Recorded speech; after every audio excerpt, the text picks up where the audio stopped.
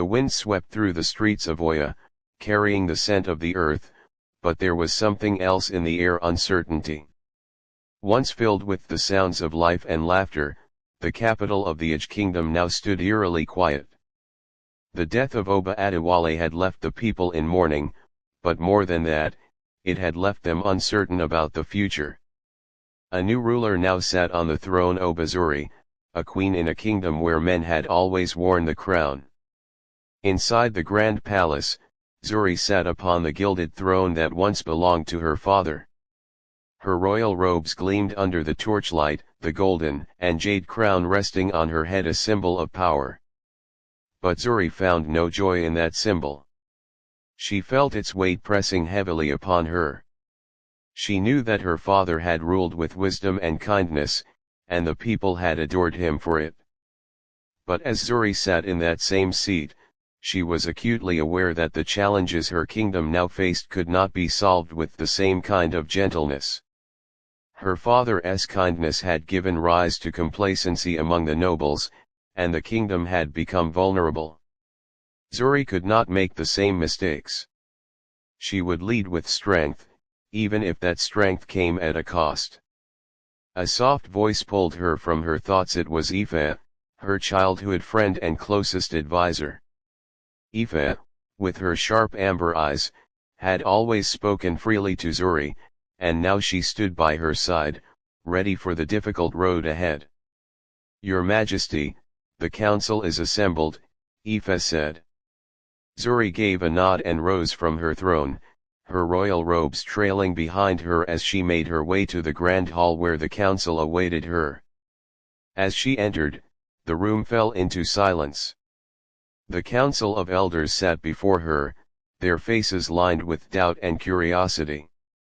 They had served her father and his father before him, and Zuri could sense their uncertainty about her.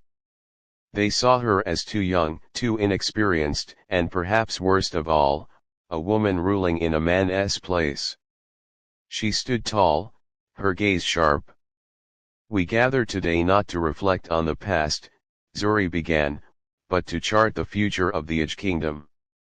A murmur spread through the room, but one voice rose above the rest: that of Udo, an elder with white hair and a stern expression. He had been one of her father's closest advisors, and he did not conceal his doubts now. "Your Majesty, we are all saddened by the passing of Oba Adewale," Udo said. "But the kingdom faces many challenges, and with all due respect, I fear you may not be ready for the burden of the crown." Zuri's eyes narrowed, though she had expected this kind of resistance. She asked him directly, "Are you questioning my ability to rule?" Udo did not hesitate. "I question whether someone who has yet to prove their worth can lead us. Greatness is earned, not inherited."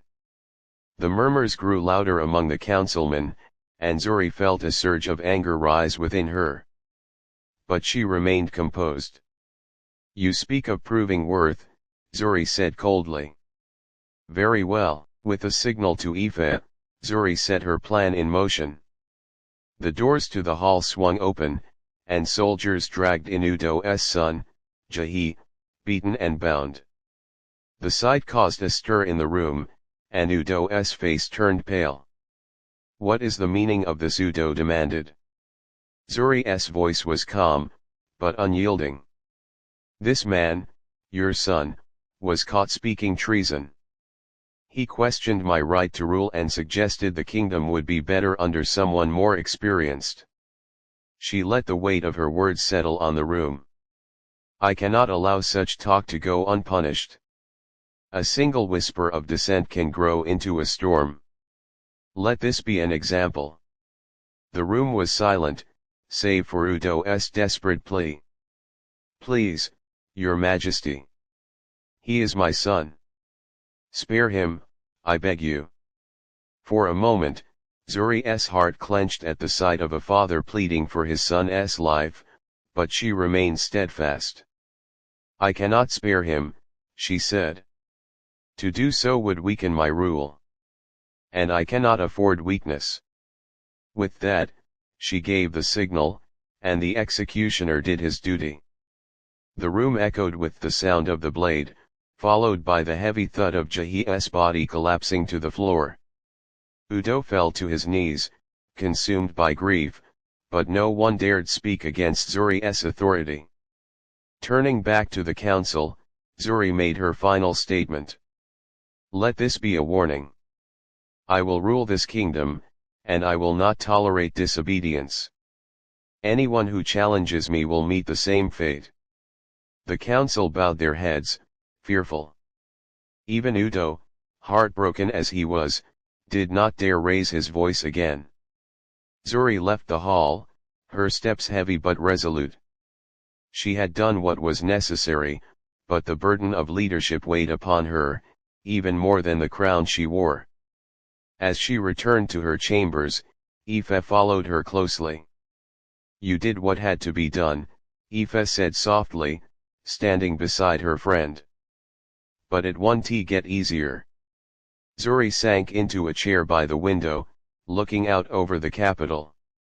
No, she agreed, it won't. Aoife, standing quietly beside her,